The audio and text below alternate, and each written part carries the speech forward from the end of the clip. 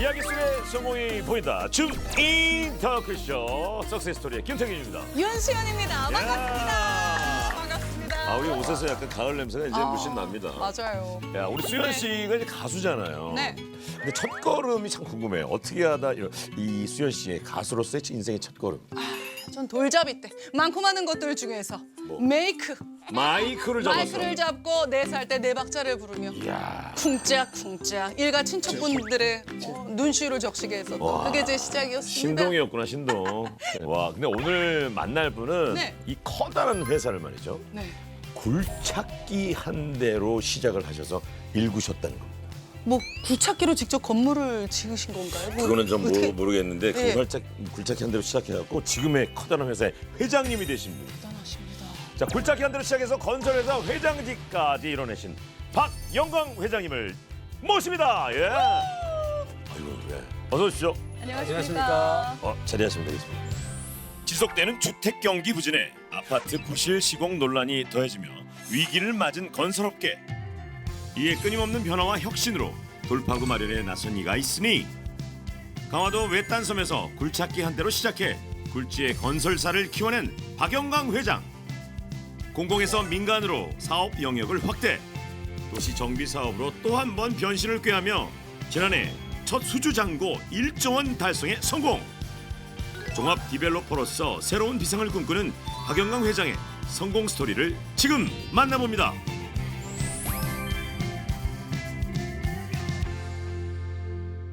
우리 석세토리 시청자분들께 인사 좀 직접 부탁드릴게요.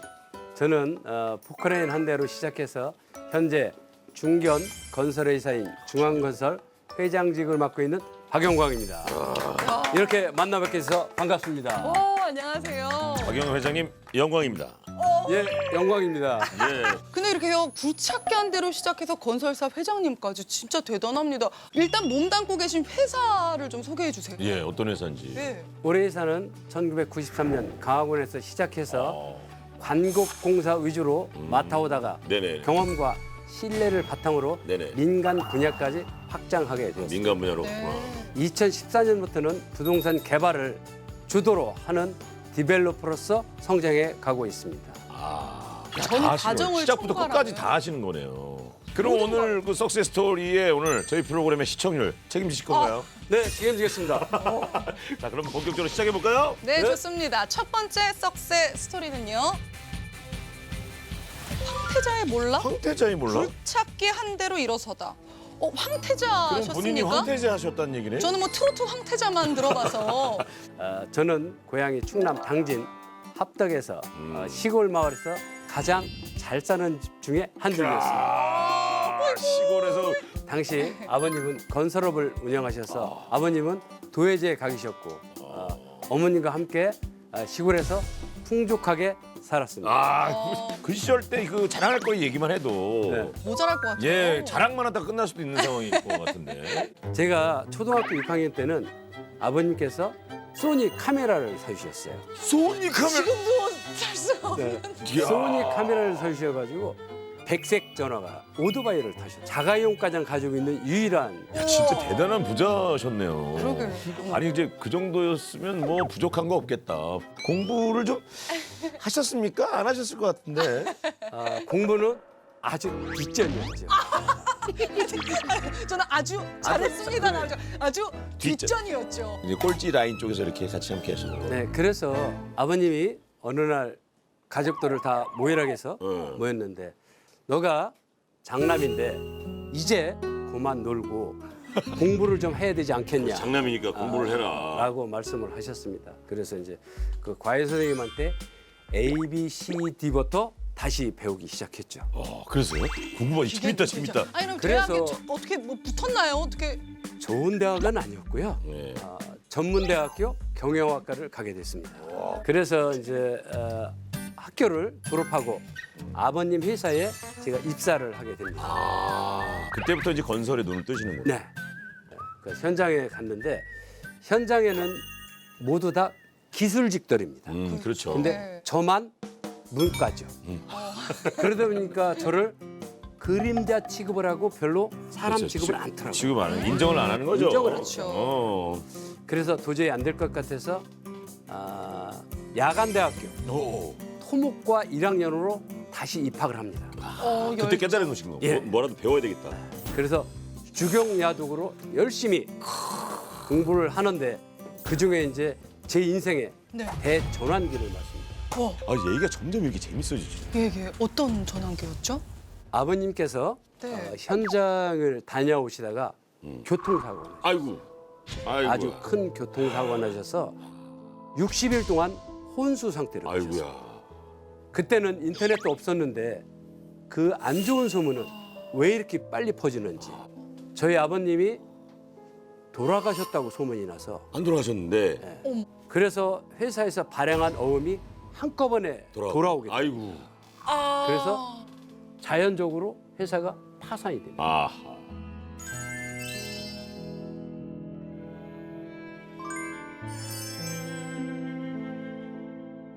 그래서 서울에 올라와서 닥치는 대로 일을 했습니다. 어떤 일들 하셨어요? 외판원을 시작합니다. 외판원. 외판원을 하는데 어떤 부분을 하냐면은 그릇 세트를 가지고 아, 그릇 세트. 아파트 앞에 가서 행상에다 피워놓고 파는 장사를 합니다. 근데 대단하시다. 하다 보니까 네. 제가 거기에 재주가 있더라고요. 파는 걸 네. 파는 거예요. 그릇 파는 거예요. 네, 그릇 파는 거예요. 그래서 그 당시에 스키복이 저희 나라에 없었어요. 스키복. 그래서 스키복을 2년 동안 팔았는데 돈을 꽤 많이 벌었어요. 오, 잘 됐다. 잘 됐다. 잘 됐다. 잘 됐다. 그래서 이제 내 인생도 피는구나. 피는구나 네. 라고 해서 이제 2년 동안 번 돈을 가지고 3년째 되는 해에 엄청난 물량을 만들었어요. 스키복 좋다. 네. 그런데 그해 겨울 내내 비가 왔어요. 눈이 안 오고? 네. 겨울에 눈이 안 와요? 그래서 그 해에 다시 또 쫄딱 망했어? 쫄딱 망해서 실패를 또 합니다. 아하. 그 스키복. 그럼 그 스키복을 다 어쩌신 거예요, 그러면 그걸? 그 스키복을 5일장을 다니면서 팔았어. 떨이로 팔았어요. 아이고. 그래서 다 팔고 나니까 뭐 빚도 다 못 갚은 상황이 됐어요. 그렇죠. 해서- 그렇겠죠. 마이너스겠죠. 네. 그런데 어느 날 진장남이네요. 제 귀인을 만납니다. 운명의 어떤 귀인을 만났습니다. 어떤 운명의 사람? 그날도 거리에다가 펴놓고 장사를 하고 있는데 네. 어떤 분이 지나가다가 저를 많이 쳐다보시더라고요. 뭐야? 그러더니 저한테 다가오시더니 예. 저희 아버님 함자를 대면서 오. 혹시 자제분 아니냐라고 저한테 묻더라고요. 신기하다. 근데 그런데 저는 어. 절대 아니라고 했죠.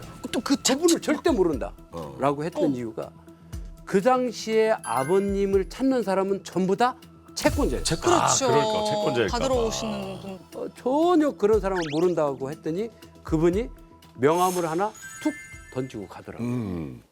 그래서 끝나고 나서 아버님한테 가서 보여드렸습니다. 그 아버님이 하시는 말씀이 이분은 채권자가 아니다.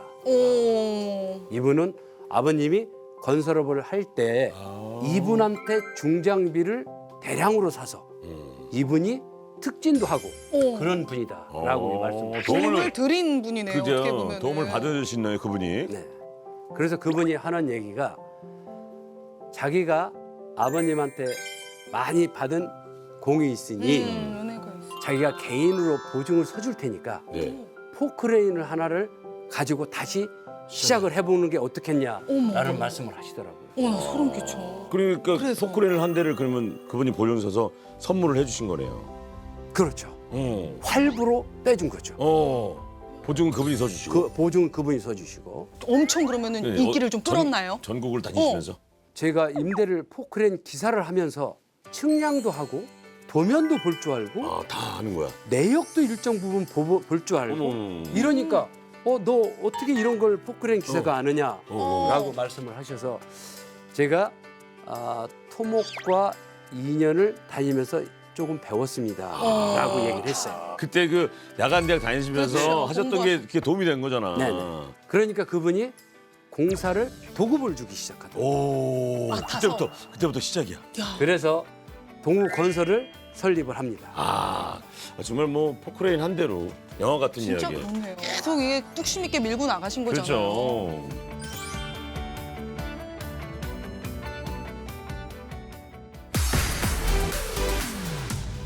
자, 두 번째 가볼까요? 네, 이제 두 번째 이야기 들어볼 차례입니다. 박영강 회장님의 두 번째 석세스 스토리. 강화도 개발의 신화, 서울로 가지를 뻗다. 15년 동안 강화에서 광곡 공사를 하면서 네. 쌓은 노하우도 있고 민간 공사를 해야겠다고 계획을 세웠는데 네.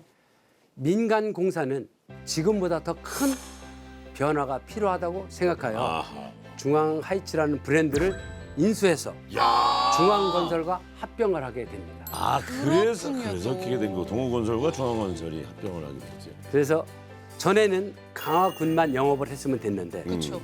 전국적으로 영업을 하다 보니까 네. 힘들고 어렵긴 했지만은 네네.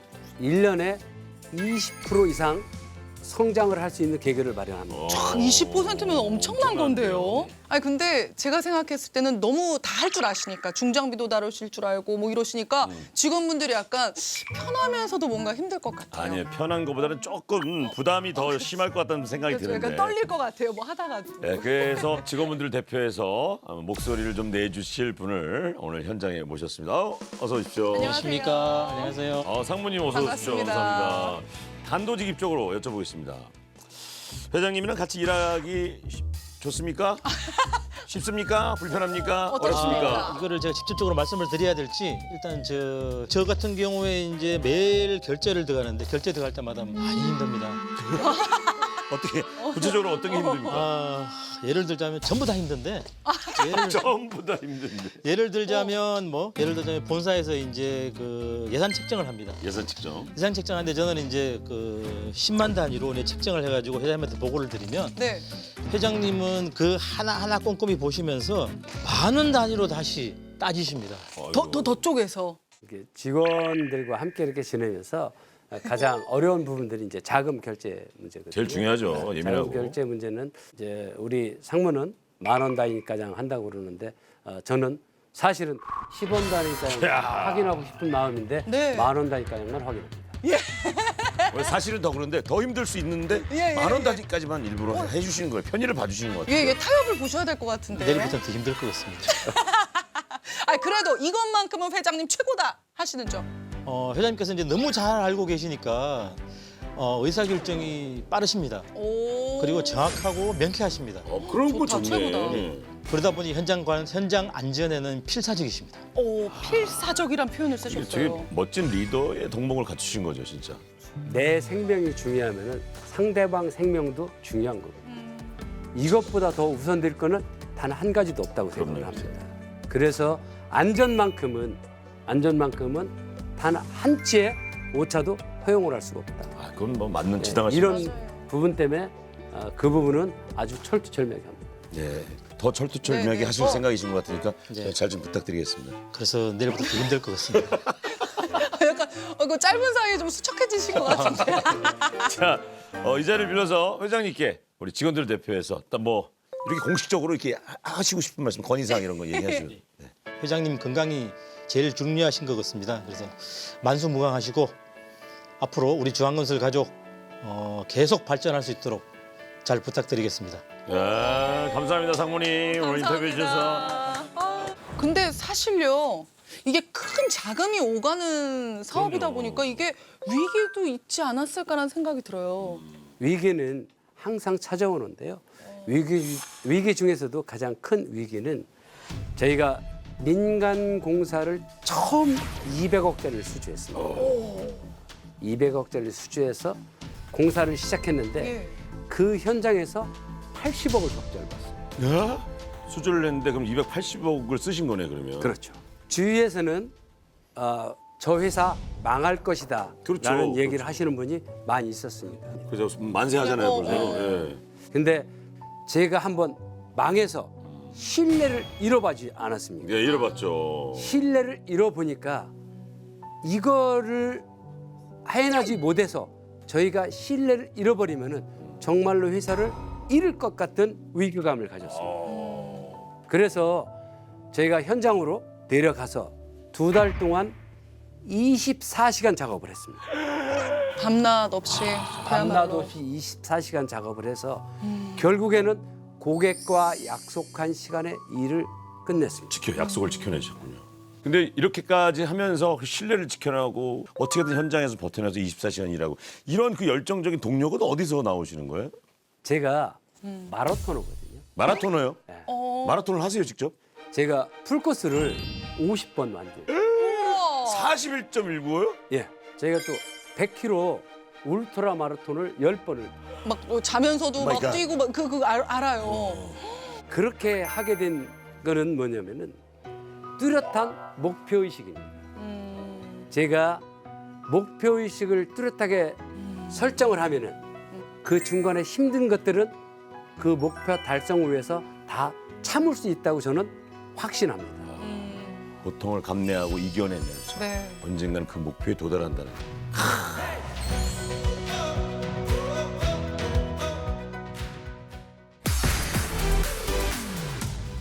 대단합니다. 마지막 석세스 스토리 만나볼까요? 예, 박영강 회장님의 석세 스토리. 마지막 석세 스토리는요. 또 한 번의 시련 그리고 다시 찾은 방향. 시련이 또 있었습니까? 아니 어떤 시련이 또 있었나요? 가슴이 또 울컥해지는데요. 네네네. 아버님을 2014년에 아하. 아버님을 잡고 하셨습니다. 아버님이 자꾸 아버님이 하셨구나. 저희 아버님이 꿈이 있었습니다. 아버님 꿈 뭐죠? 100대 기업으로 성장하는 게 아버님의 꿈이었습니다. 근데 갑작스럽게 아버님을 잃고 나서 이제는 건설업을 그만해야 되겠다. 그래서 회사를 매각하려고 진짜. 매각하려고 회사를 회계 법인에 위탁하고 있는 상태였습니다. 실제로. 진짜 실제로 하시려고 그랬네. 그러는데 어느 날 꿈에 아버님이 나타나셨어요. 꿈에요 아버지께서요? 아버님이 나타나셨는데 무척 야단을 많이 맞았어요. 아이고야. 그래서 꿈을 깨고 났는데 이 회사를 매각하는 게 아버님의 뜻이 아니었구나 라는 생각을 갖게 됩니다. 꿈에 나타나셨네. 아버님이. 그래서 그때부터 다시 신발끈을 동여매고 아버님의 꿈을 제가 다시 한번 이루고자 마음을 가다듬고 다시 회사에 복귀해서 일을 하기 시작합니다. 네. 그래서 저희 중앙건설이 현재 115입니다. 다 왔어요. 이제 코앞이네요. 다 왔습니다. 네. 이제 한 발 한 발 튼튼하게 가면은 그 길이 멀지 않다고 생각합니다. 네. 또 새롭게 경영 방침으로서 새롭게 꾸려나가는 또 방향이 따로 있으시다면서요. 네. 저희가 망하고 나서 네. 밥을 하루에 한 끼뿐이 못 먹었거든요. 그때 당시에. 그때 당시에. 그래서 그 시절을 생각하면서 저희가 봉사활동을 하고 있습니다. 네. 저희 회사에서 직접 푸드트럭을 제작을 해서 예. 한 달에 2번씩 저희가 밥봉사를 다니고 있는데 밥봉사를 다니다 보니까 어르신들이 너무 좋아하시고 그럼요. 회장님의 배려와 진심이 담긴 밥차 봉사 현장을 또 저희가 안 담아올 수 없습니다. 자, 함께 보시죠.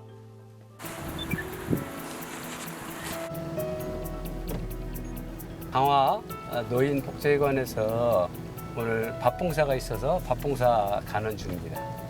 오늘 봉사 장소 다 와갑니다.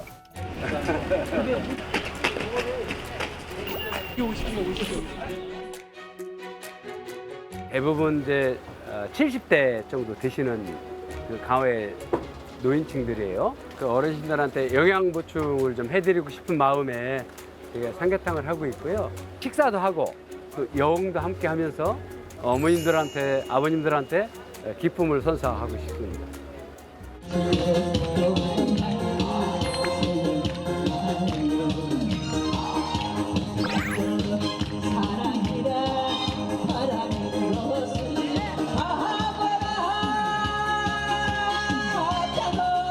함께 할 수 있어서 너무 좋고 또 다음에는 더 다른 많은 분들에게 이런 일을 할 수 있으면 너무 좋겠습니다.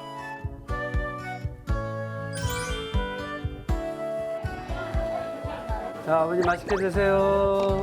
예, 어머니 맛있게 드세요. 너무 좋았어요. 감사합니다. 아우, 안 직접 운전도 하시네요. 그러니까 밥잘 직접 운전까지 하시는 건 이건 진짜 진심이거든요. 네. 근데 저희가 저희 회사에서 이 밥차를 운전할 수 있는 사람이 또 저뿐이 없습니다. 예? 운전 면허가 없어요, 다? 차를 네. 전부 다 오토매틱만 운전하시죠. 예. 이거는 트럭이기 때문에 그렇지. 스틱으로 운전을 해야 돼요. 1단, 스틱에다가 2단, 예. 3단, 4단 대형 이렇게. 대형 면허 이런 거 있어야 되는 거잖아요, 그죠? 제가 강화에서 일하면서 대형 면허를 따가지고 허허허. 덤프 트럭도 함께 운전을 했거든요. 야. 그래서 저희가 이 차를 운전할 수 있는 사람은 유일하게 저희 회사에 저뿐이었습니다. 대단하십니다. 그럼 회장님께서 건강 관리를 잘하셔갖고 계속 밥차 봉사를 또 운전을 하셔야 되니까, 그죠? 네.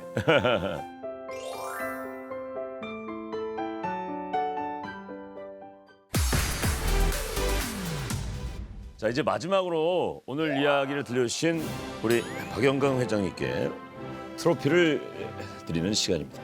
짜잔, 짠, 짠. 언제나 불굴의 의지를 불태우시는 박영강 회장님의 진정한 리더 트로피 전달입니다.